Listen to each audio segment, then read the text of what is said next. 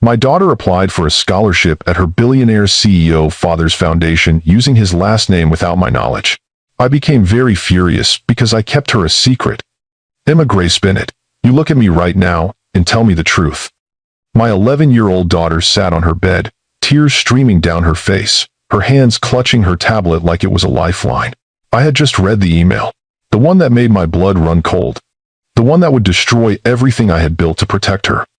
Mom, I'm sorry. I needed to know. Needed to know what, Emma? What did you do? I found the papers, okay? In your office. I saw his name. I saw my name. Bennett Carter. You lied to me my whole life. My hands were shaking, not just shaking, trembling so violently I had to grip the doorframe to stay standing. What exactly did you do, baby? Tell me exactly what you did. She looked up at me with eyes that weren't mine. Storm gray eyes that belonged to a man I hadn't seen in 12 years. Eyes that were about to ruin everything. I applied to his scholarship foundation, the Carter Foundation. And Mom, he wants to meet me. He requested to see me personally. Have you ever felt your entire world collapse in a single moment? Have you ever watched your child make a decision that would change all of your lives forever? I kept my daughter's father a secret for 11 years. And now, because of one scholarship application, he knows she exists. If you've ever had to choose between protecting someone you love and telling them a painful truth, hit that like button. And stay with me, because this story is about to get complicated in ways you won't see coming. Let me take you back to 30 minutes before my world exploded, before I knew what Emma had done, before everything changed. I was sitting at my kitchen table, surrounded by architectural blueprints for a new sustainable housing project downtown. My coffee was getting cold. The afternoon sun was streaming through the windows of our small but comfortable apartment in Brooklyn. It was an ordinary Thursday. Emma would be home from school in an hour. I had chicken marinating for dinner. Life was simple, predictable, safe. That's when the email notification pinged on my laptop. I almost didn't open it. The subject line read, Carter Foundation Young Innovators Scholarship. Important update. I assumed it was spam. Some mass marketing email that had somehow gotten past my filters. But something made me click it anyway. Maybe curiosity. Maybe fate. Maybe the universe deciding it was time to stop letting me hide. Dear Miss Bennett, we are pleased to inform you that your daughter, Emma Bennett Carter, has been selected as a finalist for the Carter Foundation Young Innovators Scholarship. Her application essay on climate-adaptive sustainable housing for underserved communities was extraordinary. Mr. Michael Carter himself has requested to meet with Emma personally to discuss her proposal. Please confirm her availability for Thursday, April 18th, at 2 p.m. at our Manhattan headquarters. I read it 3 times before the words actually penetrated my brain. Emma Bennett Carter. Not Emma Bennett. Not the name I had raised her with. Not the name on her school records or her library card or her soccer team roster. The hyphenated name. The one that connected her to a man who didn't know she existed. The name that was legally hers but that I had buried so deep I sometimes forgot it was real. My daughter had used her father's name. The coffee cup I was holding slipped from my fingers and shattered on the kitchen floor.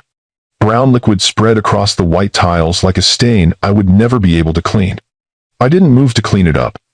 I just sat there, staring at the screen, feeling my carefully constructed world crumbling around me. Michael Carter himself has requested to meet with Emma, personally. He knew, or he was about to know, or maybe he already suspected. How could he not? Emma looked exactly like him. Those gray eyes, that stubborn chin, the way she tilted her head when she was thinking through a problem. Anyone who saw them side by side would know immediately. I grabbed my phone with shaking hands and called my best friend Amanda. Hey girl, what's up? Amanda, I need you to come over. Right now, please. Jess, what's wrong? You sound terrified. Emma did something. I can't. I need you here. Please. I'm leaving work right now. 10 minutes. I hung up and stared at the email again. The meeting was scheduled for next Thursday, 6 days from now. 6 days before Michael Carter came face to face with the daughter he never knew he had. 6 days before I had to explain why I had kept her a secret for 11 years. The front door burst open. Emma came bouncing in with her backpack, her dark curls wild around her face, wearing the bright yellow raincoat she insisted on even though it hadn't rained in weeks. Mom, You won't believe what happened at school today. Tyler Anderson said my housing design was stupid, but then Mrs. Chin showed it to the principal, and she said it was the most innovative project she'd seen from a sixth grader in 20 years and... She stopped mid-sentence. She had seen my face. Mom, what's wrong? I couldn't speak. I just turned my laptop around, so she could see the email. Emma's face went pale, then red, then pale again. She set her backpack down very slowly and carefully, like she was moving through water, like the air had suddenly become too thick to breathe. Mom, I can explain. Can you? My voice came out colder than I intended. Can you explain why you applied to a scholarship using a name I never gave you permission to use?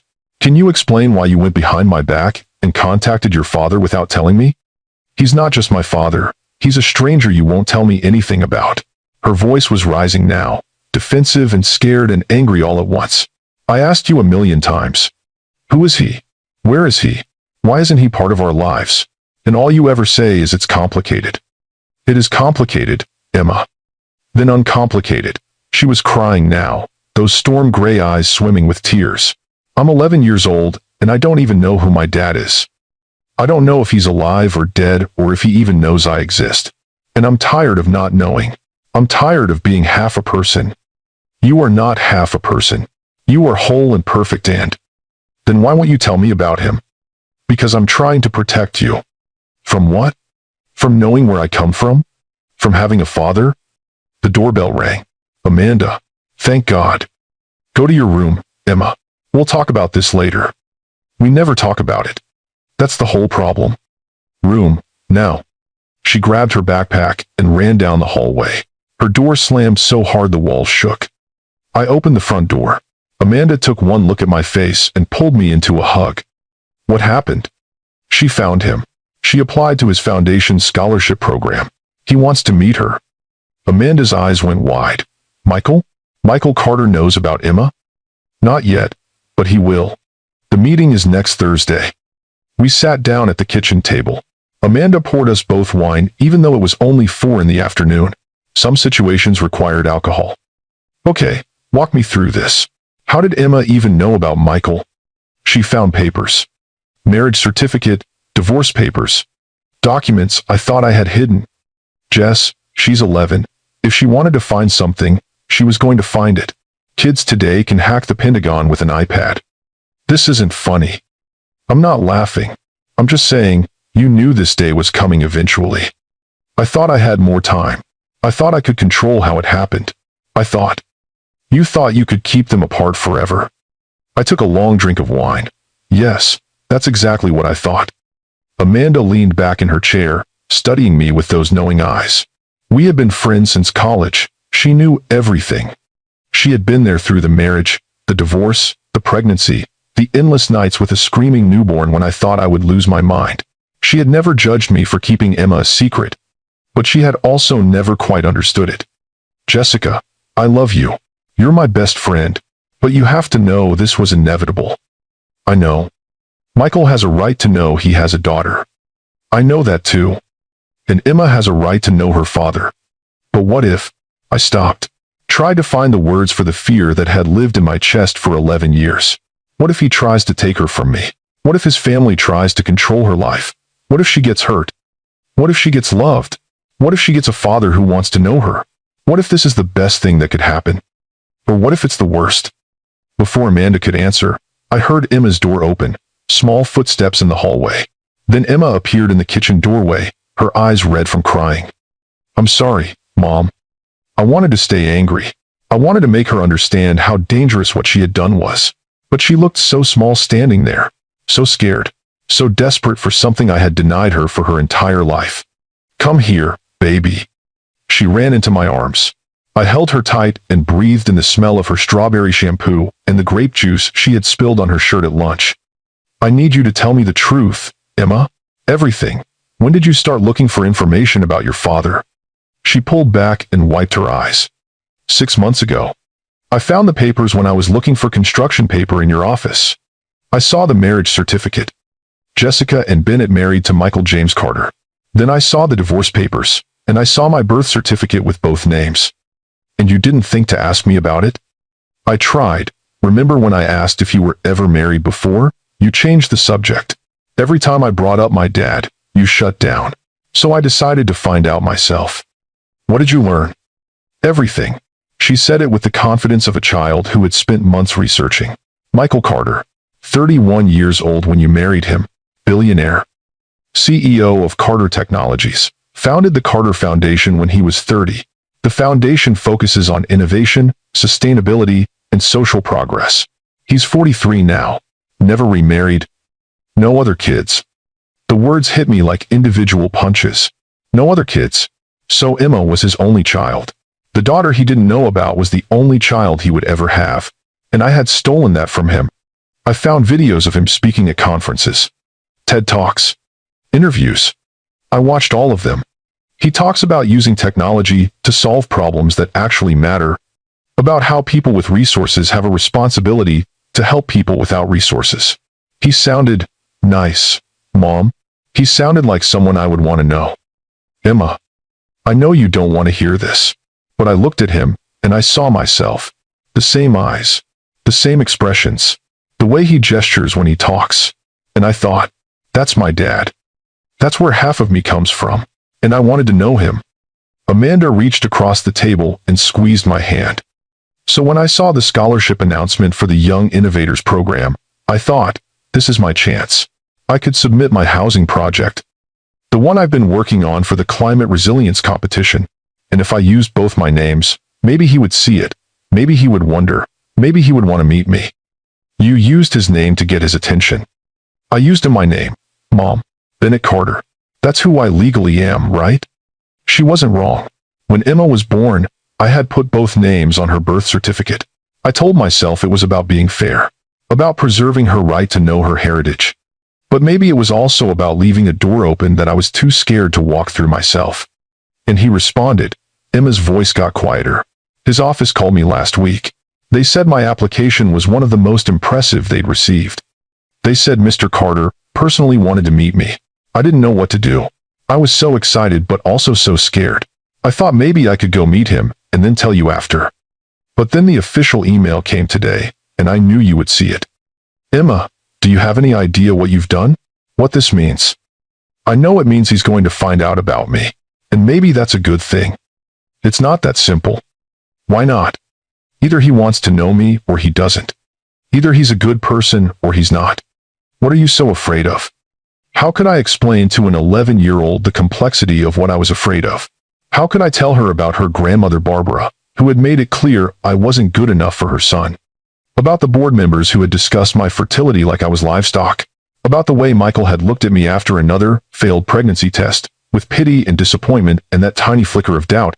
How could I tell her that I was afraid she would meet her father and realize I had been wrong to keep them apart? Or worse, that she would meet him, and he would be exactly as controlling and demanding as I feared, and I would have to watch her heart break the way mine had? I'm afraid you'll get hurt, baby. I'm afraid his family will try to control you. I'm afraid that I'll love him more than I love you. The words hung in the air. She had said the thing I couldn't say, the deepest, darkest fear I had carried for 11 years. Oh, Emma. No, that's not. Mom, I could never love anyone more than I love you. You're my whole world. You've been both parents to me my entire life, but that doesn't mean I don't want to know where I came from. That doesn't mean I don't deserve to know my father.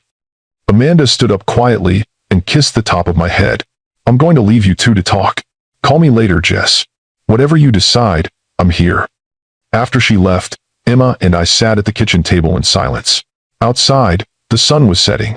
The chicken I had been planning to cook for dinner was still in the refrigerator. The coffee stain was still on the floor. Everything had changed and nothing had changed. What do I say to him? I finally asked. When we show up at his office next Thursday, what do I say to explain why I never told him about you? Tell him the truth. The truth is complicated. Then tell me first. Tell me why you left him. Tell me why you never told him about me. I'm old enough to understand, Mom. I promise. And looking at her face, at those intelligent gray eyes and that determined expression, I realized she was right. She was old enough. She deserved to know the truth. So I told her. I told her about the gallery opening 12 years ago where I met a man who seemed too good to be true. I told her about falling in love so fast it felt like drowning. About a whirlwind courtship and a proposal that took my breath away. About a wedding that felt like a fairy tale. And then I told her about the moment the fairy tale started to crack. Your grandmother, Barbara Carter, never thought I was good enough for your father. I came from nothing, Emma. My dad was a mechanic. My mom was a teacher. I lived in a tiny apartment and worked at a firm where I barely made enough to pay rent. Then suddenly I was marrying a billionaire and his family. They had expectations. What kind of expectations? They expected me to produce an heir, a next-generation Carter to take over the foundation and the company. That was my job, not to be your father's partner or equal, not to contribute my own ideas or skills, just to have babies and continue the family legacy. Emma's face twisted with disgust. That's gross. It is gross. But that's how they saw it. And when I didn't get pregnant right away, it became a problem. Your grandmother called board meetings to discuss my fertility. They sent me to specialists. They scheduled our most intimate moments like business appointments. And your father, he didn't stop them. He said he was trying to balance everything. The foundation, his family, me. But what he was really doing was letting them reduce me to a baby-making machine. So you left. So I left. I couldn't live like that anymore. I couldn't be valued only for what my body could produce instead of who I was as a person. And I packed a bag and walked out of that penthouse, and I didn't look back. But you were already pregnant with me. I found out 3 weeks later. I was living on Amanda's couch, trying to rebuild my life, trying to figure out who I was outside of being Michael Carter's wife. And then I took a pregnancy test, and everything changed. Emma was quiet for a long moment. Then she asked the question I had been dreading. Why didn't you tell him? Even if you didn't want to be with him, why didn't you tell him he was going to be a father? I took a deep breath. This was the part I had never admitted out loud. Not even to Amanda. Because I was terrified. Terrified that if I told him I was pregnant, he would either reject me as a liar trying to trap him, or he would welcome me back only because I had finally done what his family wanted. Either way, I lost. Either I was alone with a baby, or I was trapped in a marriage where I was valued only as your mother and not as myself. So you chose to be alone? I chose dignity. I chose to raise you in a home where you were loved for who you are, not for what family you belong to. I chose to protect you from a grandmother who would try to control every aspect of your life. I chose to lie to both of us. The words stung because they were true. Yes, I lied. I kept you from knowing your father, and I kept him from knowing you existed. And maybe that makes me a terrible person. But Emma, I need you to understand. I did it because I love you. Because I wanted you to grow up free from the weight of those expectations. Because I wanted you to be Emma Bennett, brilliant and creative and independent, instead of Emma Carter, the heir to a billion-dollar empire. But I'm both, Mom. I'm Emma Bennett Carter. And I can't be whole if I only know half of who I am. She was right. Of course, she was right. My 11-year-old daughter had figured out in 6 months what I had been running from for 12 years. Are you going to cancel the meeting? Emma asked quietly. I looked at her hopeful, terrified face. I thought about Michael seeing that application, seeing her name, maybe even seeing her photograph on the file, wondering, calculating, realizing there was no going back now. The secret was out. The wall I had built between Emma and her father had been torn down by a scholarship application and a child's desperate need to know where she came from. No, I heard myself say. We're going to that meeting. But Emma, I need you to promise me something. What? Promise me that no matter what happens with your father, you'll remember that you are your own person. You don't belong to me, and you don't belong to him, and you definitely don't belong to the Carter family legacy. You belong to yourself. Can you promise me that? She nodded solemnly. I promise. Good. Now go finish your homework. I need to make some calls. After Emma went to her room, I sat alone in the darkening kitchen. I needed to prepare. I needed to figure out what I was going to say when I walked into Michael Carter's office next Thursday with the daughter he never knew he had. But first, I needed to understand how we had gotten here. I needed to remember not just the pain of our ending, but the beauty of our beginning. Because Emma deserved to know the whole story. Not just the part where her father's family tore us apart, but the part where we loved each other so completely that we created her. So let me take you back. Back to 12 years ago. Back to a Soho gallery on a rainy October evening. Back to the night I met Michael Carter and sealed both our fates. I was 26 years old and barely surviving. Junior architect at a mid-level firm, where my bosses took credit for my designs and paid me just enough to keep living in a studio apartment in Queens with 2 roommates. I had dreams bigger than skyscrapers, but no path to achieve them. No connections, no money, no family wealth to cushion my ambitions. My best friend Amanda had dragged me to an exhibition called Architects of Tomorrow, emerging designers showcasing visionary projects that challenged conventional thinking. I had submitted my sustainable housing design on a whim, converting abandoned industrial sites into affordable, eco-friendly communities with integrated green spaces and renewable energy. The kind of project that would never get built because it prioritized people over profit margins. But somehow, miraculously, my design had been accepted. They had built a scale model and displayed it in a Manhattan gallery alongside projects from architects twice my age with 10 times my resources. You need to network. Amanda had insisted, forcing me into a simple black dress I had bought at a thrift store. Your work is brilliant, but brilliant doesn't pay bills without connections. So there I was, uncomfortable in heels I couldn't afford, surrounded by people drinking wine that cost more than my monthly grocery budget, trying to look confident while fighting the overwhelming certainty that I didn't belong there. That's when I heard the voice behind me. Is this your design? I turned around and forgot how to breathe. The man standing in front of my model was tall, probably 6'2", dark hair that looked like he had run his hands through it too many times. Gray eyes that seemed to see right through my thrift store dress to the terrified girl underneath. He wore a suit that probably cost more than my car, but he wore it casually. Like wealth was so intrinsic to his being, he didn't need to flaunt it. But what struck me most was the way he was looking at my design, not with the polite interest of someone making social rounds. With genuine fascination, like he was seeing something that mattered. Yes, I managed to say. It's mine. It's extraordinary. He moved closer to examine the model, and I caught the scent of expensive cologne mixed with coffee. You've solved problems here that major firms are still struggling with. The water reclamation system alone is genius. I felt my face flush with pleasure and embarrassment. Thank you. Most people think it's too idealistic, not financially viable.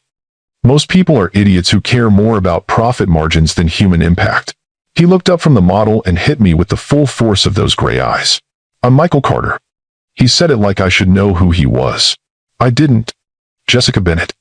Tell me about this project, Jessica. What inspired it? And just like that, we were talking. Not small talk. Not networking chatter. Real conversation about architecture and innovation. About using creativity to solve actual human problems instead of just building monuments to wealth.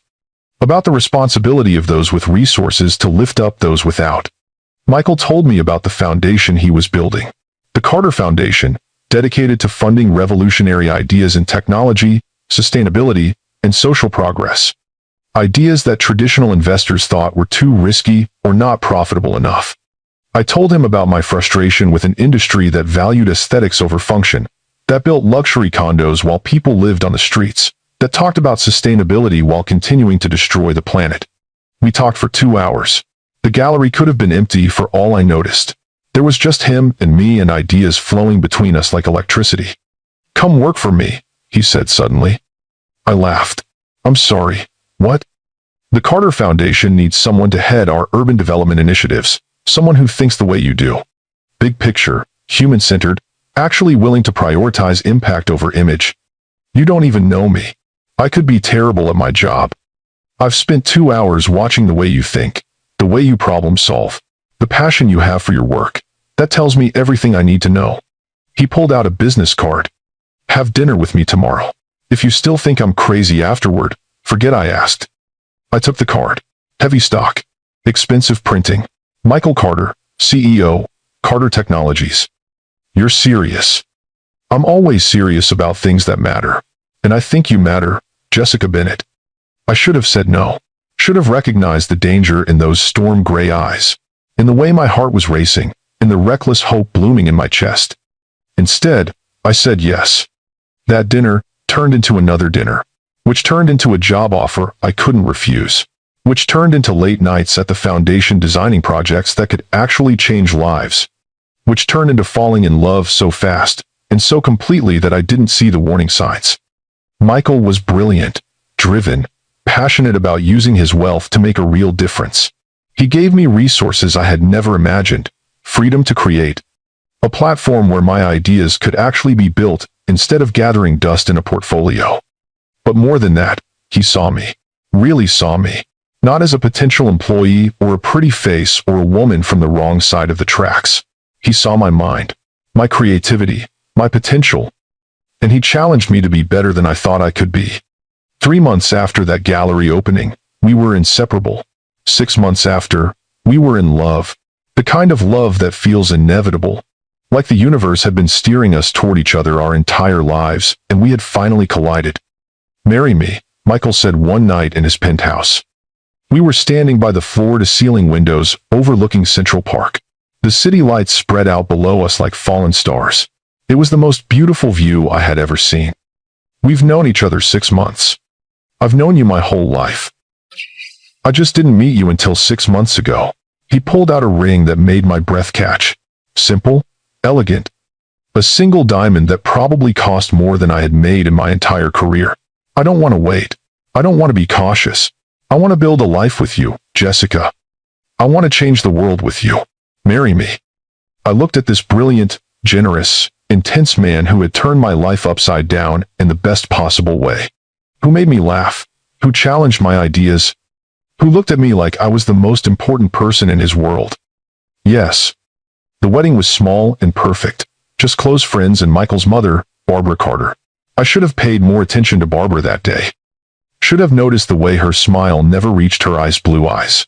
The way she looked at me like I was a temporary inconvenience she would eventually remove. "She's lovely, darling," Barbara had said to Michael, her tone suggesting I was anything but. "Though I do hope you've considered the optics.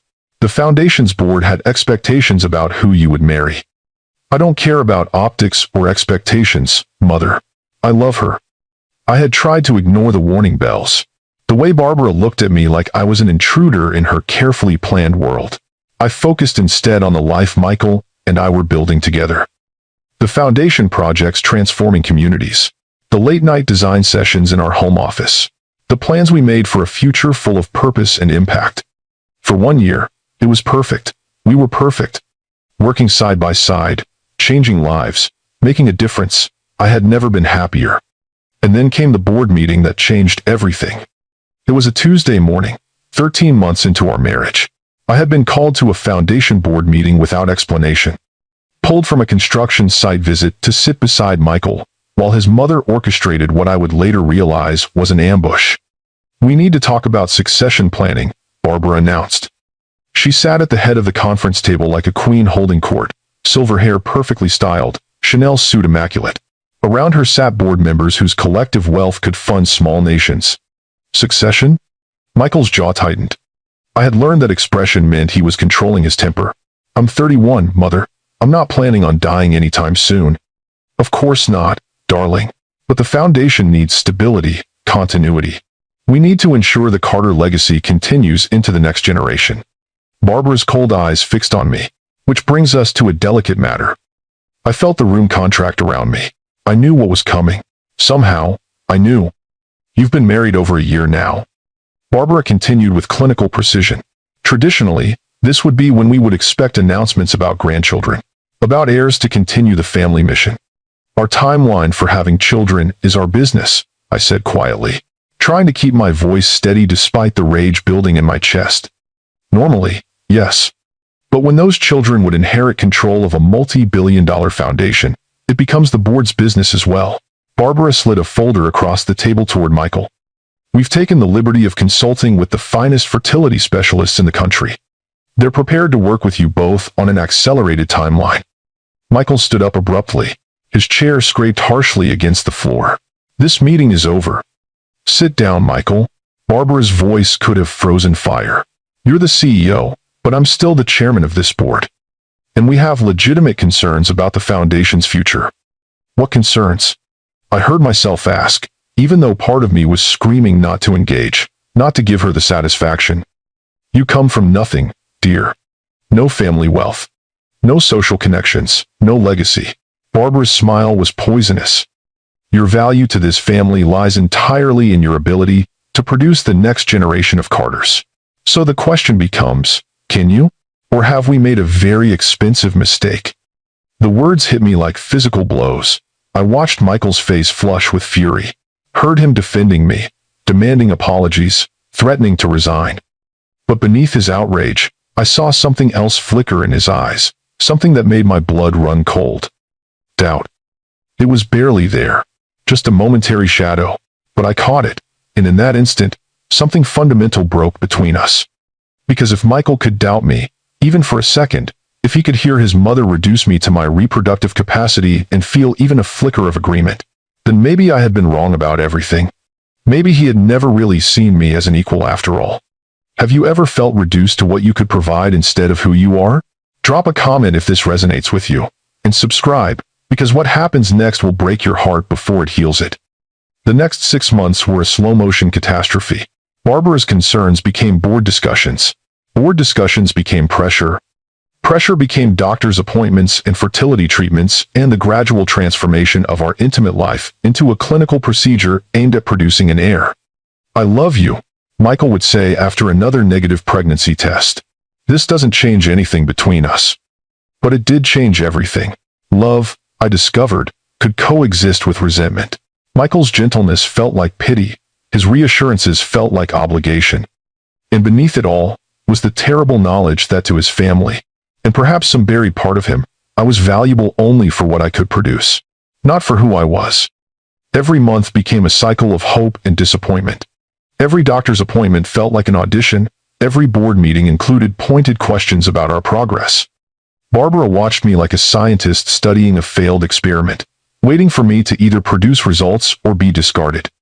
I started to hate my own body, started to see myself the way they saw me, defective, broken, failing at the one job that apparently mattered.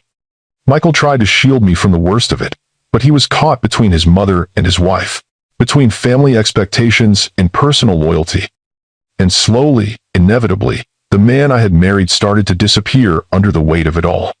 We fought, quietly at first, then louder, about the doctor's appointments he scheduled without asking me, about the foundation board members who asked invasive questions about our sex life, about his mother's increasing involvement in our most private moments.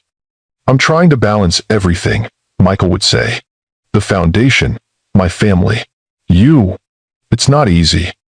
I never asked for easy, I would respond. I asked for partnership, for being valued as an equal, not as a means to an end. "That's not fair. I've never treated you that way." But he had. Maybe not intentionally, maybe not consciously. But every scheduled doctor's appointment, every fertility treatment, every time he reassured me that we would figure it out, like I was a problem that needed solving, it all added up to the same message. I was valuable for what I could give him, not for who I was. 18 months into our marriage, I asked for space, time to think, to figure out if I could live like this, if I could be valued primarily as a potential mother instead of as a person. Space. Michael looked genuinely confused. "Jessica, we're married. We work through problems together. This isn't a problem to work through. This is me realizing that I will never be enough for your family unless I give them what they want. And I refuse to be valued only as a vessel for the next generation of Carters. That's not how I see you. Isn't it? You've let your mother and that board dictate our most intimate decisions. You've turned our marriage into a breeding program for the Carter legacy. I'm trying to balance." "Stop saying that." My voice cracked. "Stop acting like this is some impossible situation where everyone's needs matter equally. Your mother's expectations do not matter more than my dignity. The foundation's succession plan does not matter more than our marriage." Michael's face hardened in a way I had never seen before. "Maybe the problem is that you're too sensitive, too ready to see attacks where there's just practical planning." The words hung between us like a blade. He had just dismissed my pain as oversensitivity, had reduced my legitimate concerns to emotional overreaction, had gaslit me into believing that the problem was my perception, not his family's cruelty. "Get out," I whispered. "Jessica, get out of this room. Get out of my sight. And don't you dare try to tell me I'm overreacting." He left, closed the door quietly behind him, like he was the reasonable one, Like I was the problem. I sat on our bed, in the penthouse that had never really felt like home, and made a decision. I couldn't live like this anymore. Couldn't be valued only for what my body could produce. Couldn't watch the man I loved choose his mother's expectations over my humanity. So I packed a bag, not everything, just enough. And I walked out of that penthouse at 2 in the morning while Michael slept, left my key on the kitchen counter, left a note that said simply, "I deserve better than this." And I never looked back. Amanda picked me up at 3 a.m., didn't ask questions, just gave me her spare room and wine and the space to fall apart. I cried for 3 days straight. Then I got up, filed for divorce, found a job at a small firm that valued my work, started rebuilding my life from the ground up.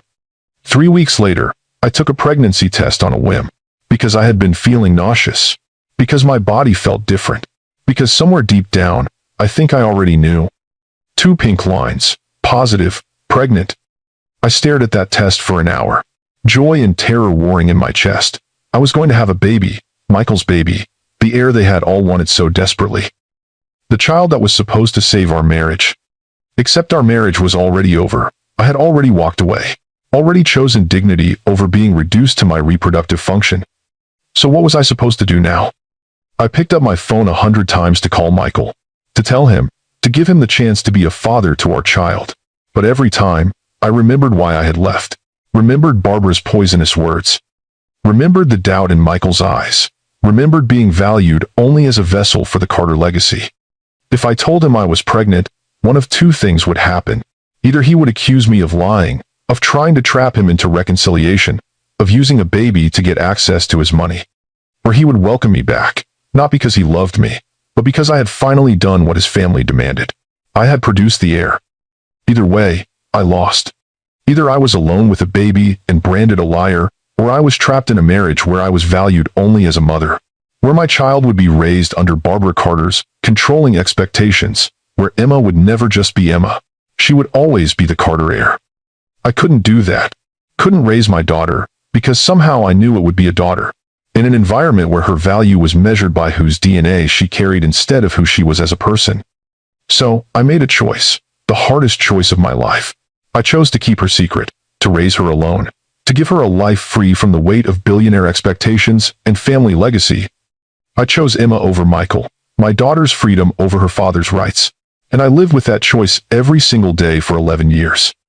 Until now, until a scholarship application tore down all my carefully constructed walls, until Emma decided she had a right to know where she came from, until Michael Carter was about to discover he had a daughter he never knew existed.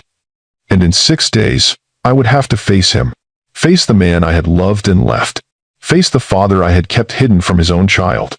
Face the consequences of 11 years of silence. The truth was finally coming out, and I had no idea if any of us were ready for it. The next 6 days were the longest of my life.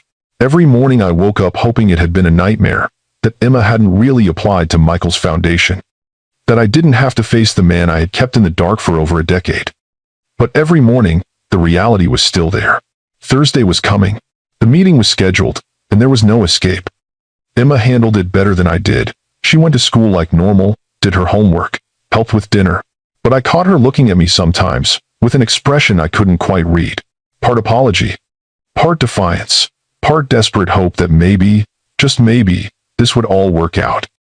On Monday, she asked me what Michael was like when I first met him. We were sitting at the kitchen table. She was supposed to be doing math homework. Instead, she was drawing. Always drawing. This time it was a sketch of a building. Sustainable design with integrated green spaces. Just like the project that had brought Michael and me together 12 years ago. He was brilliant, I said carefully. Passionate about using his resources to make a real difference. He saw problems as puzzles to solve, instead of obstacles to avoid. Like me? Exactly like you. What else?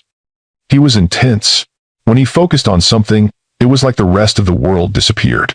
He could work for hours without noticing time passing. Also like me, Emma said with a small smile. Also like you. Did you love him? The question hit me harder than I expected. Yes, very much. Then why did you leave? How could I explain the complexity of loving someone while also needing to protect yourself from them? How could I make an 11-year-old understand that sometimes love isn't enough? I loved who he was when it was just the two of us. But Michael came with a family, with expectations, with a mother who had very specific ideas about what my role should be. And when he couldn't stand up to them, when he let them reduce me to just one function, I had to leave. Because I loved myself too. Emma was quiet for a long time. Then she said something that broke my heart. Do you think he'll like me? Oh, baby, he's going to love you. How could he not? But what if he's mad that you kept me secret? What if he blames me for applying? I pulled her into my arms. Listen to me, Emma Grace Bennett. None of this is your fault. You did what you needed to do to know yourself. And whatever happens on Thursday, whatever Michael feels about me, he could never blame you. You're extraordinary. Anyone who meets you can see that. Even if I have his eyes and his stubborn chin? Especially because you have his eyes and his stubborn chin. And my creativity and my determination, you're the best parts of both of us. She hugged me tighter. I'm scared, Mom. Me too, baby. Me too. On Tuesday, I hired a lawyer, just in case. Amanda recommended someone who specialized in family law. Patricia Morgan. Sharp, experienced, and completely unsympathetic to billionaire entitlement. Walk me through the situation, Patricia said when I sat down in her office. So I did. The whole story. The marriage, the divorce, the pregnancy I never disclosed. 11 years of raising Emma alone. The scholarship application that had exposed everything. Patricia took notes without judgment. When I finished, she sat back in her chair and studied me. You know he could sue for custody. My stomach dropped. On what grounds? Parental alienation. You kept his daughter from him for 11 years. A good lawyer could argue that you deliberately denied him his parental rights. I was protecting her. From what? A wealthy father who could provide for her. Courts don't always see protective as protective, Jessica. Sometimes they see it as controlling. So what do? You go to that meeting. You tell the truth. You emphasize that you're willing to co-parent moving forward. And you document everything. Every conversation. Every agreement. Every interaction. If this goes sideways, you'll need evidence that you're acting in Emma's best interests. What are the chances he'll try to take her from me? Patricia hesitated. That depends on what kind of man Michael Carter is. Some men in his position would see a secret child as a threat to their carefully constructed lives. They'd want to minimize disruption. But others might see it as an opportunity. A chance to finally be a father. To build a relationship they didn't know they were missing. Which kind is Michael? You knew him once. What does your gut say? I thought about the man I had married. The one who talked about using wealth to change lives. Who got excited about sustainable housing projects for people he would never meet. Who once told me that the measure of a person wasn't what they accumulated but what they gave away. My gut says he'll want to know her, but I'm terrified of what that means. Then we prepare for both possibilities. I'll draft a co-parenting agreement, something fair that protects your custody while giving him reasonable access. If he's reasonable, we use it as a framework. If he's not, we use it in court. I signed the retainer agreement with shaking hands. This was really happening.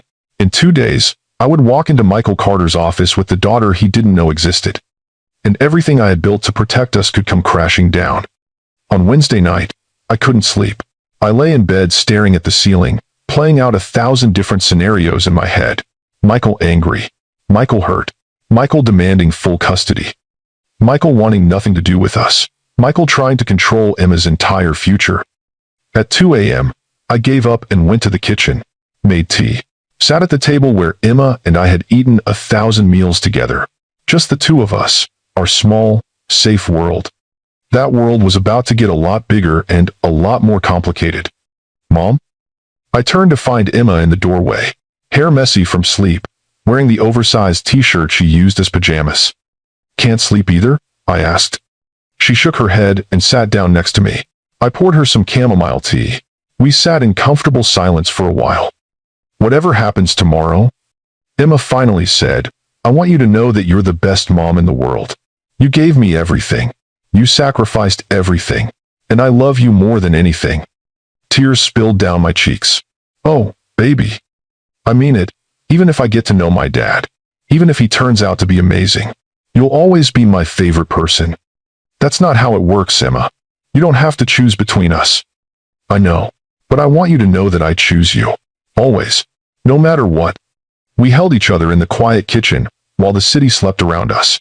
Two people who had been everything to each other for 11 years. About to let someone else into our carefully protected world. Are you ready for tomorrow? I asked. No, but I'm going anyway. That's my brave girl. Are you ready?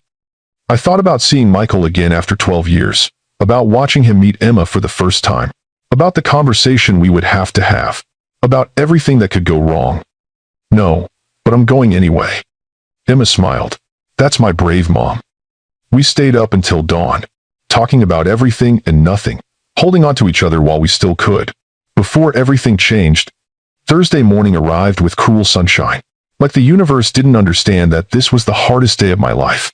Emma put on her best dress, navy blue with white flowers. I helped her with her hair. We both pretended this was normal, just another day. Amanda came over at noon to give me a pep talk. You've got this, she said, squeezing my shoulders. You're strong, you're smart, and you're doing the right thing. What if he hates me? Then he hates you. But Emma gets to know her father anyway. This isn't about you and Michael anymore, Jess. It's about that little girl getting the chance to know where she comes from. When did you get so wise? I've always been wise. You just haven't always been ready to listen. At 1:30, Emma and I got into a cab headed for Manhattan. She was quiet during the ride, holding my hand tight, watching the city pass by outside the window. Do I look okay? She asked as we got closer. You look perfect. What if I say something stupid? Then you say something stupid.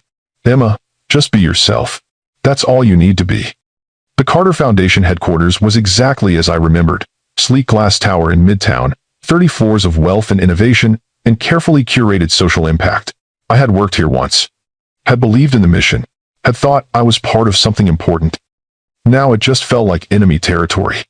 We rode the elevator to the executive floor in silence. Emma's hand in mine was small and sweaty.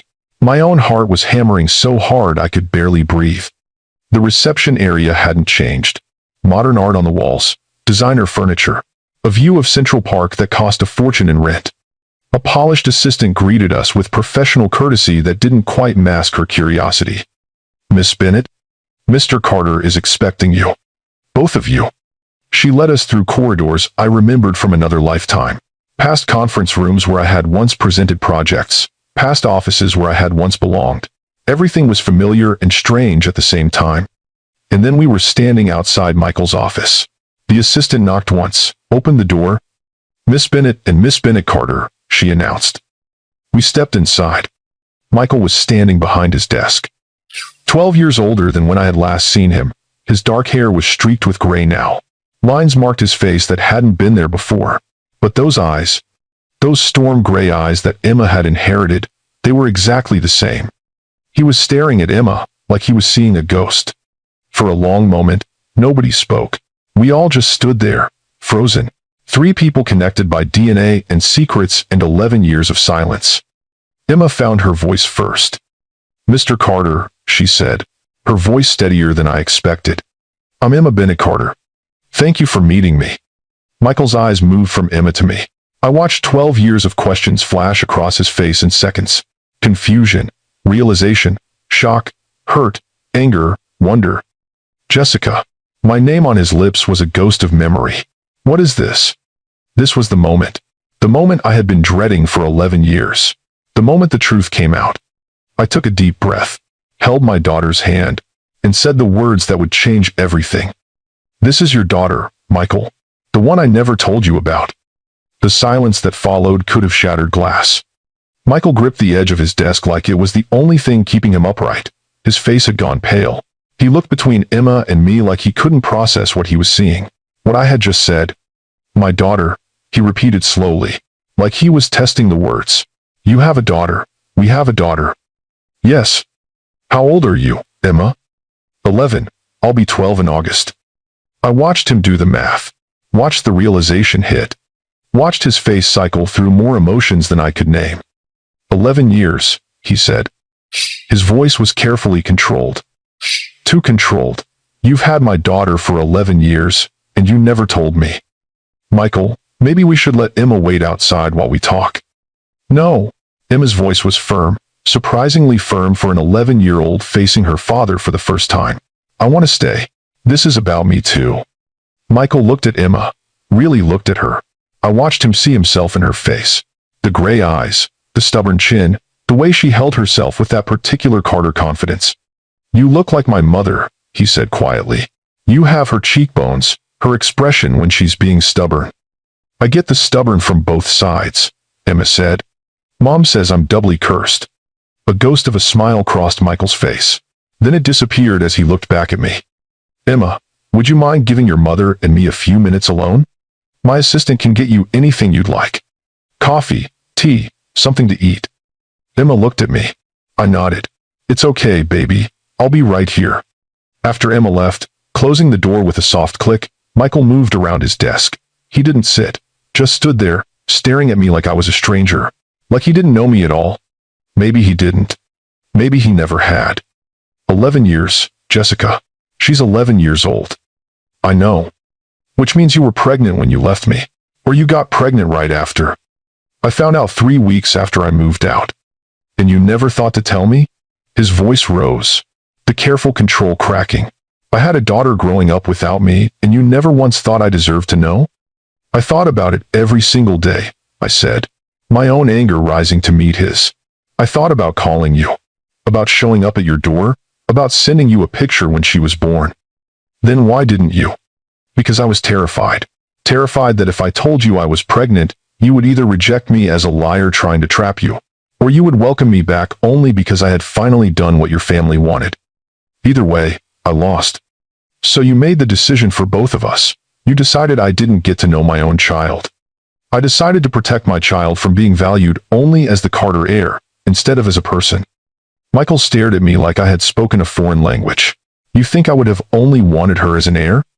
Your mother made it very clear that was my only value to your family. Why would Emma be any different?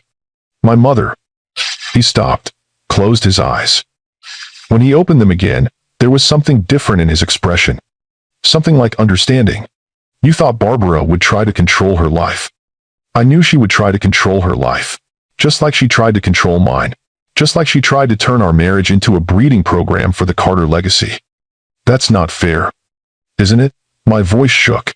You let the board dictate our reproductive timeline. You scheduled fertility treatments without asking how I felt. You made me feel like a failure every time another test came back negative. And when I asked for space, when I said I needed to be valued as a person instead of a baby-making machine, you told me I was too sensitive. I never meant to make you feel that way. But you did, and I couldn't raise Emma in that environment, where her value was measured entirely by whose DNA she carried instead of who she was as a person. Michael was quiet for a long moment. When he spoke again, his voice was softer, more vulnerable. What is she like? The question deflated my anger, because beneath all the hurt and accusations and 11 years of silence, that was what mattered. Not what we had done to each other, but who Emma was. She's brilliant, I said. Top of her class. Already winning design competitions. She wants to create sustainable housing for climate refugees. A smile crossed Michael's face. Real, genuine, your passion for architecture. And your analytical problem solving. My voice caught. She's the best parts of both of us, Michael. Smart and creative and kind. She has your intensity and my empathy. Your confidence and my social conscience. She's everything we might have built together if we hadn't fallen apart.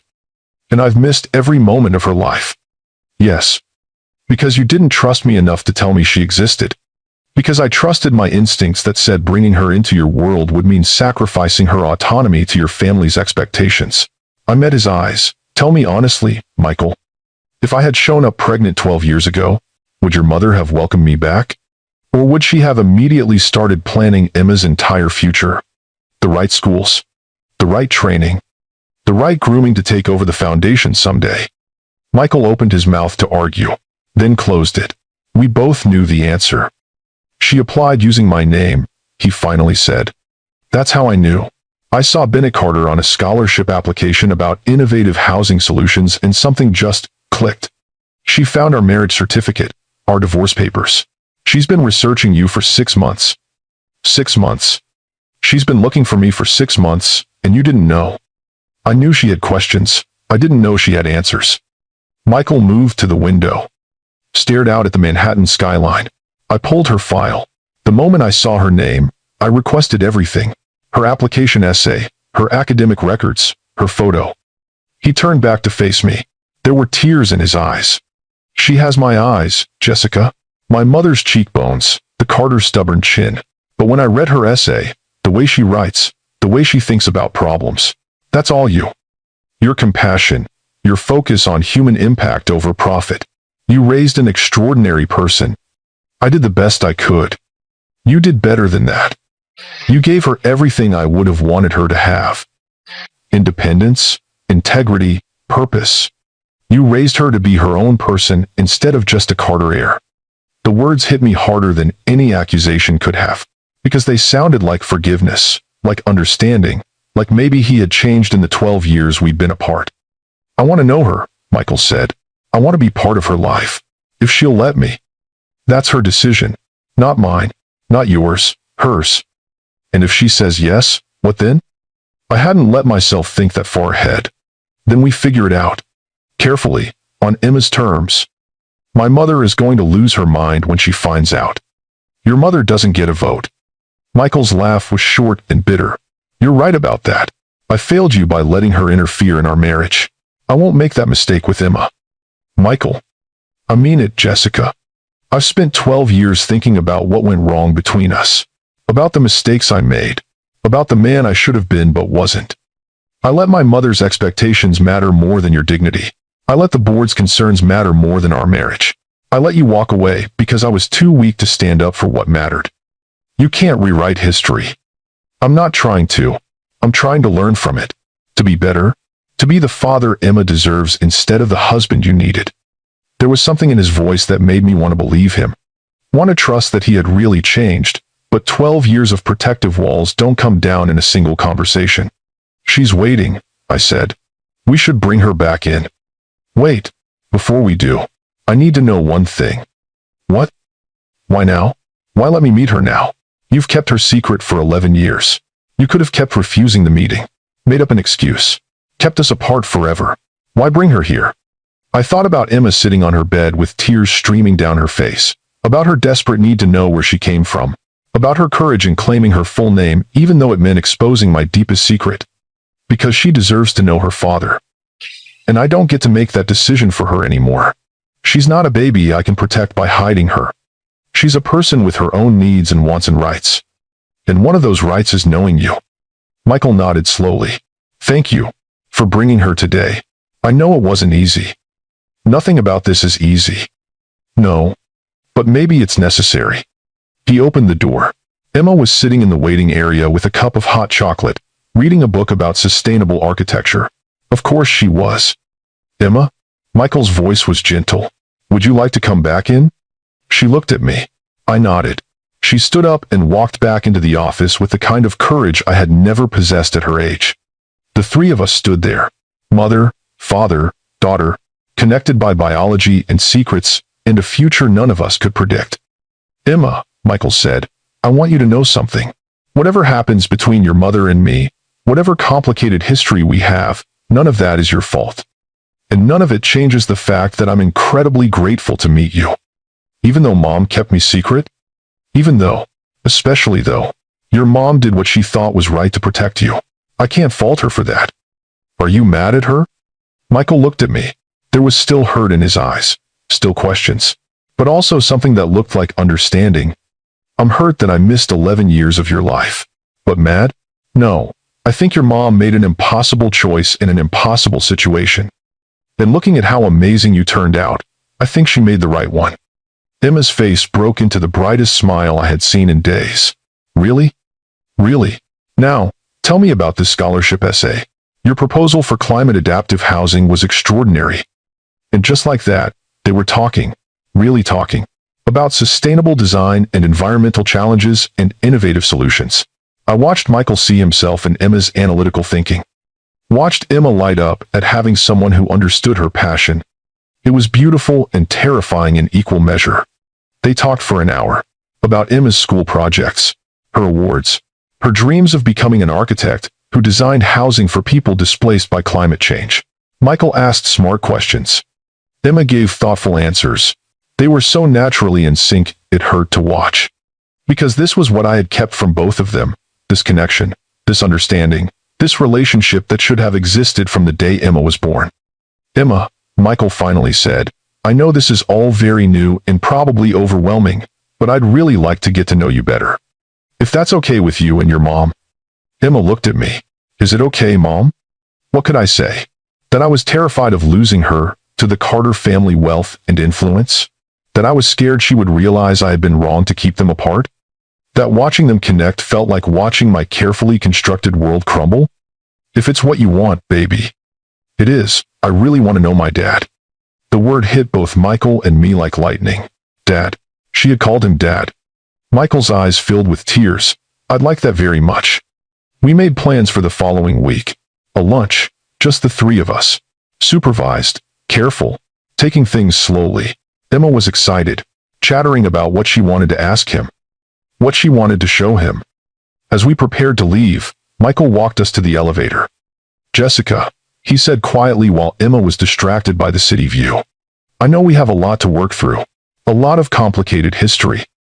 But I want you to know that I respect what you've done for Emma, the life you've given her, the person you've raised her to be.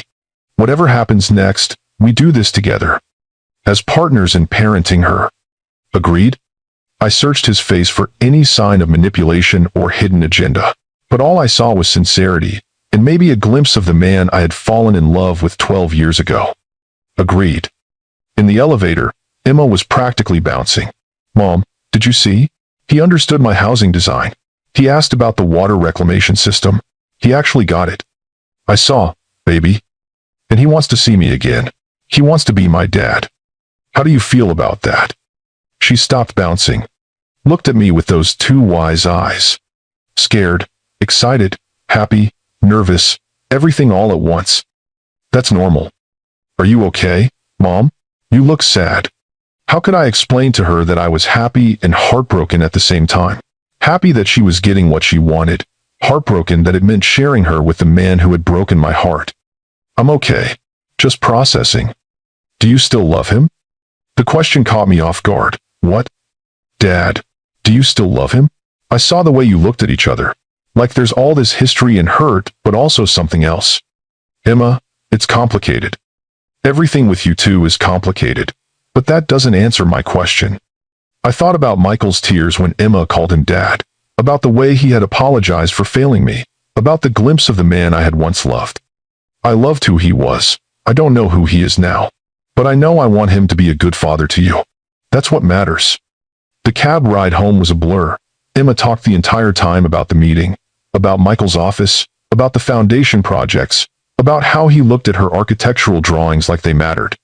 When we got home, she went straight to her room to write in her journal, processing, making sense of the day that had changed her life. I sat in the kitchen alone, poured myself a very large glass of wine, and let myself feel everything I had been holding back. Relief that the secret was out. Terror about what came next. Anger that Emma had forced my hand. Pride that she had been brave enough to find her father. Heartbreak that I couldn't protect her anymore. Hope that maybe Michael really had changed. My phone rang. Amanda. How did it go? He cried when she called him Dad. Oh, Jess. He was good with her, Amanda. Really good. He understood her, connected with her, saw her for who she is instead of just whose daughter she is. That's a good thing, right? It's terrifying. What if she likes him better than me? What if she realizes I was wrong to keep them apart? What if I lose her to the Carter family money and influence? Jessica Marie Bennett, stop it. That girl loves you more than anything in this world. Meeting her father doesn't change that. You didn't see them together. They were so naturally in sync. Of course they were. They shared DNA and interests and analytical thinking. But you know what else Emma has? Your heart, your compassion, your strength. Those things don't come from DNA. They come from 11 years of you raising her right. Michael can't compete with that. I hope you're right. I'm always right. Now drink your wine and get some sleep. You survived today. That's enough. But the next challenge was already coming. Because 2 days later, I got a phone call from an unknown number. Is this Jessica Bennett? Yes. Who is this? This is Patricia Morgan. I'm calling on behalf of Michael Carter regarding his daughter, Emma Bennett Carter. My blood ran cold. He had hired a lawyer already. I have my own attorney. I'm sure you do. But Mr. Carter wanted me to reach out directly. He's not interested in litigation, Miss Bennett. He's interested in establishing a fair co-parenting agreement. Co-parenting. Yes. He recognizes that Emma has lived with you her entire life and that you've been an excellent mother. He has no interest in disrupting her stability. What he would like is regular visitation, the opportunity to build a relationship with his daughter, and eventually, once Emma is comfortable, perhaps some overnight visits. It sounded too good to be true. Just like that, he's not angry? Not trying to punish me for keeping her secret? Mr. Carter was very clear. He's heard about the years he missed, but he understands why you made the choices you made. And he doesn't want to repeat the mistakes of the past by trying to control Emma's life through legal battles. What does he want exactly? Weekly visits to start, a few hours at a time, building trust, getting to know each other, all supervised by you if you prefer. Once Emma is comfortable, perhaps weekend visits, school events, holidays shared, a normal co-parenting arrangement. And his mother, Barbara Carter? There was a pause. Mr. Carter was very specific that his mother's involvement would be limited and supervised. He won't allow her to interfere with Emma's upbringing the way she interfered with your marriage. I wanted to believe it. Wanted to trust that Michael had really changed, but I had been burned before. I need to think about it. Talk to my daughter. Talk to my attorney. Of course, Mr. Carter expected nothing less. He asked me to tell you that he's willing to meet with you and your attorney to negotiate terms that work for everyone, especially Emma. After hanging up, I called my lawyer. It sounds reasonable, Patricia Morgan said. Almost too reasonable for a billionaire who just found out he has a secret child. Are you sure there's not a catch? I don't know. Maybe he really has changed. Or maybe this is the first move in a longer game. Either way, we proceed carefully. I'll draft a proposal that protects your custody while giving him reasonable access. We'll start with supervised visits and see how it goes. And if he violates the agreement, then we have documentation and we go to court. But Jessica, if he's being genuine, if he really wants what's best for Emma, fighting him will only hurt your daughter. Sometimes, the best protection is cooperation. The next week was a carefully orchestrated dance of new boundaries and tentative trust. Michael and I met with our attorneys and hammered out a temporary agreement. Weekly lunches. Always supervised. Always in public. Giving Emma and Michael a chance to build a relationship without the pressure of the Carter family spotlight. The first lunch was at a cafe in Central Park. Neutral territory. I sat at a nearby table, close enough to supervise but far enough to give them space. Watched my daughter and her father talk about architecture and climate change and sustainable design. They looked like they belonged together. Same eyes, same gestures, same intensity when discussing ideas that mattered to them.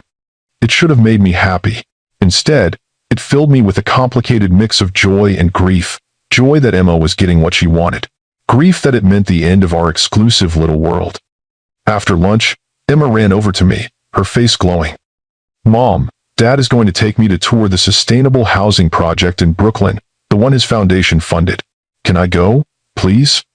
Dad. She was already calling him Dad so naturally, like he had always been there. If your father agrees to me coming along, then yes. Michael walked over. Of course, you're welcome to join us. This is Emma's choice. Her pace. Her comfort level. Over the next month, the three of us fell into an awkward rhythm. Weekly visits that slowly became more relaxed, more natural. Emma blossoming under the attention of both parents. Michael being patient and respectful, and everything I had hoped he would be. But beneath the surface, I could feel something building. The question we were all avoiding. What happened when Barbara Carter found out she had a granddaughter? The answer came on a Tuesday afternoon. I was at work when my phone exploded with calls. Michael, his attorney, my attorney, Amanda, all within 5 minutes. I called Michael back first. Jessica, I'm so sorry. My mother knows about Emma. Someone at the foundation mentioned seeing me with a young girl. She put 2 and 2 together. She's on her way to your apartment right now. My heart stopped. What? I tried to stop her, told her she needed to wait, that we needed to introduce her to Emma slowly. But you know how she is. I knew exactly how she was. Barbara Carter didn't wait for permission or follow other people's timelines. She took what she wanted when she wanted it. I was out of my office and in a cab within 2 minutes, called Emma's school to make sure she stayed there until I arrived. My hands were shaking so hard, I could barely hold my phone. When I got home, Barbara Carter was standing outside my apartment building. 12 years older, but somehow exactly the same. Perfectly styled silver hair, designer suit, ice blue eyes that had once looked at me like I was disposable. Jessica. She said my name like it left a bad taste in her mouth. We need to talk. Not here. Not without my attorney present. I'm not here to cause problems. I'm here about my granddaughter. Emma is my daughter. And she's Michael's daughter. What she is to you remains to be seen. Barbara's eyes flashed with anger. She's a Carter. That makes her my concern. She's a Bennett Carter. And that hyphen matters. We stared at each other. Two women who had never liked each other, now connected by a child neither of us was willing to back down about. I want to meet her, Barbara said. I'm sure you do. But that's not your decision to make. It's Emma's. And Michael's. And mine. And right now, the answer is no. You can't keep her from me forever. I kept her from your son for 11 years. Don't test me on what I can and can't do to protect my daughter.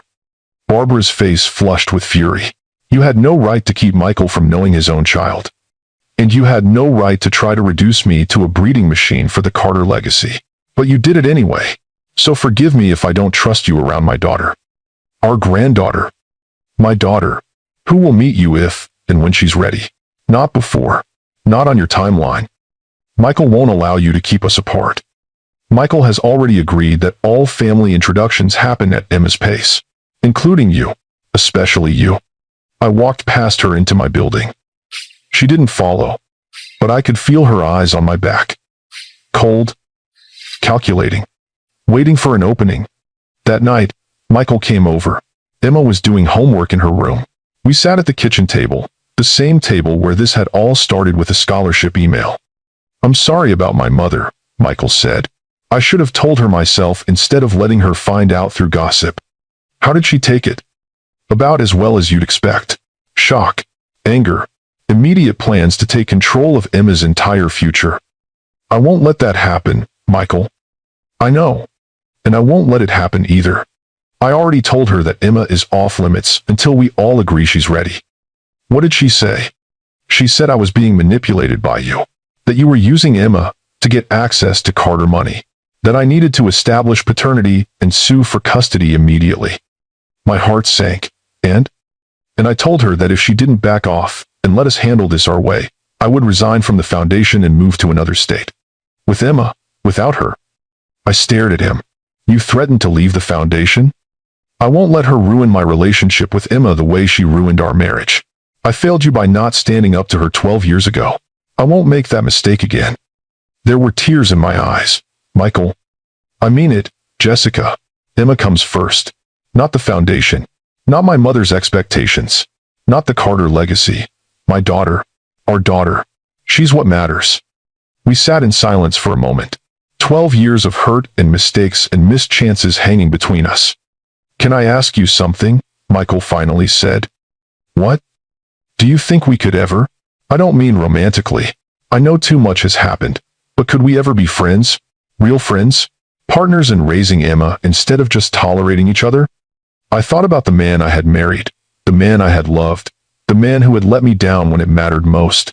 And I thought about the man sitting in front of me now, who had stood up to his mother, who was putting Emma first, who was trying to be better. I think we could try. A week later, Emma asked if she could meet her grandmother. We were having dinner, just the two of us.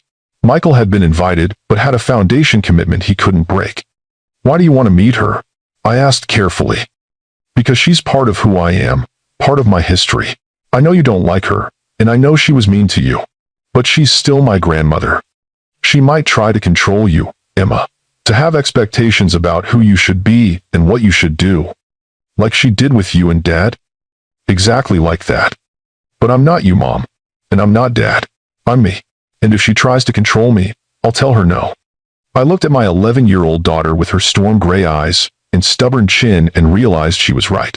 She wasn't me. She was stronger, braver, more sure of herself than I had ever been. Okay, but we do it on our terms, with your dad and me both there, in public.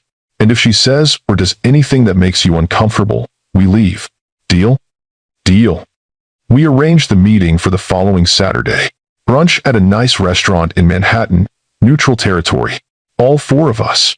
Michael had warned his mother that this was Emma's meeting. Her chance to meet her granddaughter. And if Barbara said anything cruel or controlling, it would be the last time she saw Emma. I dressed Emma in her favorite outfit. Jeans and a sweater she had designed herself with geometric patterns. Her dark curls loose around her shoulders. She looked beautiful and confident and entirely herself. Are you nervous? I asked in the cab. A little, but mostly curious. Dad says she's really smart and really stubborn, like me. That's accurate. He also said she can be mean when she doesn't get her way. Also accurate. But you didn't let her meanness stop you from doing what you thought was right. So I won't either. God, I love this kid. Michael was already at the restaurant when we arrived. He stood when he saw us, hugged Emma, nodded at me with something that looked like solidarity. She's not here yet, he said. But she will be. My mother is never late. Sure enough, Barbara Carter swept in exactly on time. She spotted us immediately and walked over with the kind of confidence that came from never being told no. She was older, more gray in her hair, but still perfectly put together, still radiating that particular brand of wealthy control that had made my skin crawl 12 years ago. Her eyes went straight to Emma. I watched her take in the gray eyes, the cheekbones, the Carter chin. Emma, she said. Her voice was softer than I had ever heard it. I'm your grandmother. Emma stood up, extended her hand politely. It's nice to meet you, Mrs. Carter. Call me grandmother, or Barbara if you prefer. I'll start with Barbara and see how it goes. I had to suppress a smile. My daughter was not going to make this easy. Good. We sat down, ordered food, made awkward small talk. Barbara kept staring at Emma like she was trying to memorize her face. You look like Michael when he was your age, Barbara finally said. Same eyes. Same expression when you're thinking. I look like Mom too, Emma said. I have her smile and her creativity. I'm sure you do, though the Carter genes are quite dominant. I'm both, Barbara. Bennett and Carter. You don't get to claim just the Carter parts. Michael choked on his water. I bit my lip to keep from laughing. Barbara looked shocked that an 11-year-old had just put her in her place. Well, Barbara said after a moment, you certainly have the Carter directness. And the Bennett refusal to be pushed around. I can see that. Barbara turned to me. You've raised a strong-willed child. I've raised an independent thinker who knows her own worth. Just like I wish I had been at her age. The two of us locked eyes. 12 years of animosity crackling between us. I was not kind to you, Barbara said. It wasn't quite an apology. But it was closer than I ever thought I would get. I had expectations for Michael's wife, for the mother of the Carter heirs. You didn't fit those expectations. Because I came from nothing and couldn't immediately produce children on command? Because you were an unknown quantity. I didn't know if you were with Michael for love or for money. And you decided it was easier to assume the worst than to get to know me. Yes. At least she was honest. Well, I said, Emma exists regardless of whether you approved of me. And she's exactly the person she's supposed to be. Strong, creative, kind, independent. Everything I wanted for her. Everything Michael wanted too, Barbara said quietly. He's been different since he met her. Happier. More like the son I remember before. Before you started trying to control his entire life? Barbara's face flushed. I wanted what was best for him, for the family legacy. You wanted control. There's a difference. Emma interrupted before the conversation could escalate further. Barbara, can I ask you something? Of course, dear. Why did you care so much about who Dad married, and whether they had kids? Why did it matter to you so much? Barbara was quiet for a long moment. When she spoke, there was something vulnerable in her voice I had never heard before. Because the Carter family was everything to me. My husband built this foundation, this legacy, and when he died, I thought the best way to honor him was to make sure it continued. To make sure there were heirs to carry on his work. But people aren't legacy, Barbara. People are people. Mom isn't valuable because she can or can't have kids. She's valuable because she's smart and kind and changes lives with her work. And I'm not valuable because I'm a Carter heir. I'm valuable because I'm me. Tears filled Barbara's eyes. You sound like your grandfather. He used to say the same thing, that people mattered more than legacies. Then maybe you should have listened to him. Michael reached over and squeezed Emma's hand. Pride written all over his face. The rest of brunch was less tense. Barbara asked Emma about school, about her interests, about her architectural designs. She listened more than she talked, which for Barbara Carter was basically a miracle. As we prepared to leave, Barbara pulled me aside.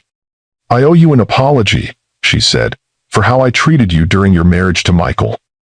I was wrong. You were exactly what he needed. I just couldn't see it. Why are you telling me this now? Because that remarkable girl is half you, and I was a fool to not see your value 12 years ago. I won't make that mistake again. It wasn't forgiveness. 12 years of hurt couldn't be erased with one conversation, but it was something. A beginning. A crack in the wall. Over the next 3 months, we built a new kind of family. Complicated, unconventional, but real.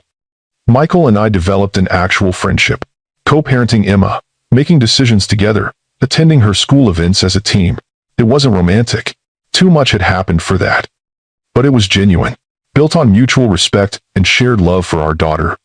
Barbara kept her distance mostly, but she sent Emma thoughtful gifts. Books about architecture, tickets to museum exhibitions, a handwritten note saying she would like to get to know her granddaughter better. On Emma's terms. At Emma's pace. Emma flourished, having both parents in her life, building relationships at her own speed, being valued for who she was instead of whose daughter she was. And the scholarship, the one that had started this entire chain of events. The committee offered it to Emma, with a stipulation. Because of the obvious conflict of interest, with Michael being her father, the monetary prize would go to another finalist, but Emma would receive the mentorship, the opportunities, the recognition for her innovative work. Emma accepted, and in her acceptance speech, she said something that made both Michael and me cry. I applied to this scholarship as Emma Bennett Carter because I wanted to know both sides of myself. My mother taught me that people matter more than profit, that design should serve humanity. That strength comes from standing up for what's right even when it's hard. My father taught me that resources are a responsibility, that innovation can change lives. That being brilliant means using your gifts to help others. I'm proud to be both Bennett and Carter, because being both made me whole. 6 months after that first terrifying email, we gathered for Emma's 12th birthday.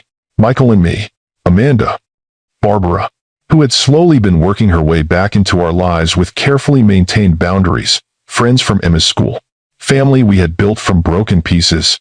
We weren't a traditional family. We weren't even a typical blended family. We were something entirely our own, forged through secrets and mistakes, and the courage of an 11-year-old girl who decided she deserved to know where she came from. Michael pulled me aside while Emma was opening presents. "Thank you," he said. "For what?" "For raising her right, for being brave enough to protect her, for being generous enough to let me know her, for giving me a second chance I didn't deserve. You earned it, by being the father she needed, by standing up to your mother, by putting Emma first. We both put her first. That's why this works." He was right. It worked because we had both learned that Emma wasn't ours to control or possess. She was her own person, and our job wasn't to shape her into what we wanted. It was to give her the tools to become who she already was. That night, after everyone left, Emma and I sat in her room like we had 1,000 times before. "Mom, can I ask you something?"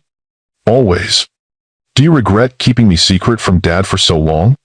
I thought about the question carefully. I regret that he missed your first 11 years. I regret that you grew up without knowing him. But I don't regret protecting you from an environment that would have tried to control your life. I made the best choice I could with the information I had at the time. But if you could do it over, would you do it differently? If I could do it over, I would have demanded that your father stand up to his mother from the beginning. I would have fought harder for our marriage. I would have told him about you as soon as I found out. But I can't change the past, Emma. None of us can. We can only build a better future. I think we're building a pretty good future. Me too, baby. Me too. She hugged me tight. My brilliant, brave daughter who had torn down walls I had spent 11 years building, who had forced all of us to face truths we had been avoiding, who had given us all a second chance at being a family. I love you, Mom. You're still my favorite person. Even with your dad in the picture? Especially with him in the picture, because now I get to see how hard you fought for me, how much you sacrificed, how strong you had to be to raise me alone. I didn't appreciate that before, but I do now. Tears streamed down my face. I love you too, Emma Grace, more than anything in this world. Looking back now, I can see that the email that terrified me was actually a gift. It forced me to stop hiding, forced Michael to confront the man he had been and become the father Emma deserved. Forced Barbara to recognize that control and legacy mattered less than real relationships. It gave Emma what she needed most. Not wealth or opportunities, or a billionaire father, but the truth, the whole truth about where she came from, the good and the bad, the love and the mistakes, the complicated, messy, beautiful reality of being Bennett Carter. Sometimes the hardest truths to face lead to the most unexpected grace. Sometimes the secrets we keep to protect our children are the very things that, once revealed, can heal wounds we didn't know how to name. Emma had been brave enough to claim her full identity, to seek out the truth I had hidden, and in doing so, she had given us all something none of us had known we were missing. The messy, imperfect, absolutely real chance to be a family. Not the fairy tale I had once imagined, but something more honest, more resilient, more true. What would you do if you discovered you had been lied to your entire life about something fundamental to your identity? Tell me in the comments. And if this story touched your heart, please subscribe to Lux Love Chronicles with Mr. Wentworth for more stories about love, loss, and redemption. Hit that like button if you believe in second chances and the power of truth. Because sometimes our children teach us the very lessons we thought we were teaching them, that courage means risking hurt for the possibility of connection. That family isn't about perfection, but about showing up honestly. That the legacies we leave aren't measured in foundations or fortunes, but in the love we're brave enough to fight for. Emma claimed her full name and her full identity, and she gave us back pieces of ourselves we thought were lost forever. She taught us that people matter more than pride, that truth matters more than comfort. That family is something you build through choice and courage, not something you inherit through blood. That is the inheritance that truly matters. Not the Carter fortune, or the Bennett strength, or the foundation legacy, but the lesson that love, real love, requires vulnerability. That forgiveness is possible even after deep hurt. That second chances are real if we're brave enough to take them.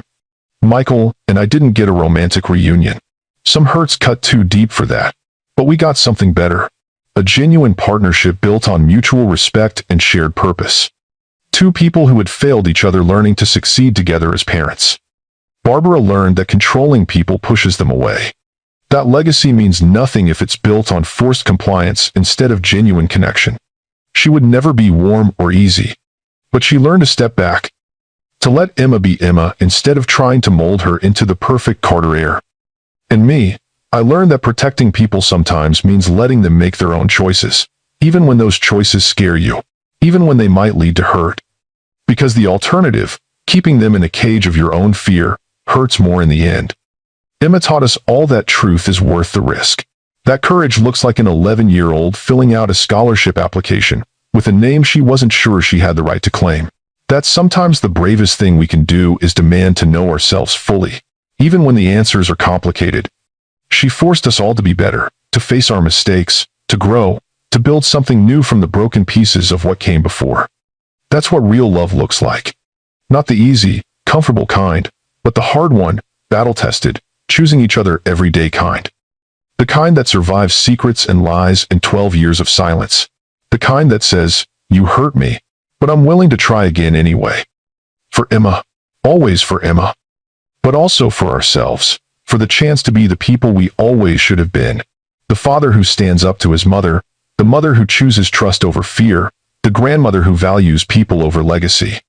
The daughter who demands her full truth and gets it. We're not perfect. We still make mistakes.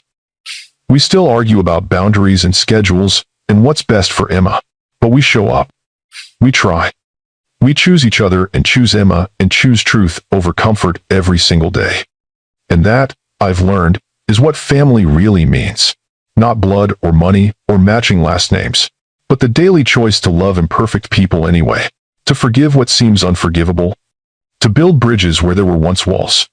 Emma Bennett Carter did that for us, by being brave enough to claim her name, by demanding to know her father, by refusing to accept half-truths when she deserved the whole story. She gave us all the gift of truth, and truth, painful as it was, set us all free. So, if you're keeping a secret to protect someone you love, ask yourself this: are you really protecting them? Or are you protecting yourself from the hard conversations you're afraid to have? Are you building walls to keep them safe? Or are you building cages that keep them small? Emma showed me that the people we love deserve the truth, even when it's messy, even when it's complicated, even when it changes everything. Especially then. Because truth is how we grow, how we heal, how we become whole. And being whole, Emma taught me, is worth any risk. Thank you for being part of Emma's journey, part of our journey. From secrets to truth, from broken to healing, from hiding to finally, bravely, beautifully being seen. This is Mr. Wentworth reminding you that love, real love, is always worth fighting for. Even when the fight is against yourself, even when it means facing the truths you've spent years avoiding, even when it costs you everything you thought you knew. Because on the other side of that truth, that terrifying, liberating truth, is the life you were always meant to live. The whole life. The true life. The life where you don't have to hide anymore. That's the life Emma gave us. And it's more precious than any inheritance, any fortune, any carefully constructed lie. It's freedom. It's family. It's finally, after 12 long years,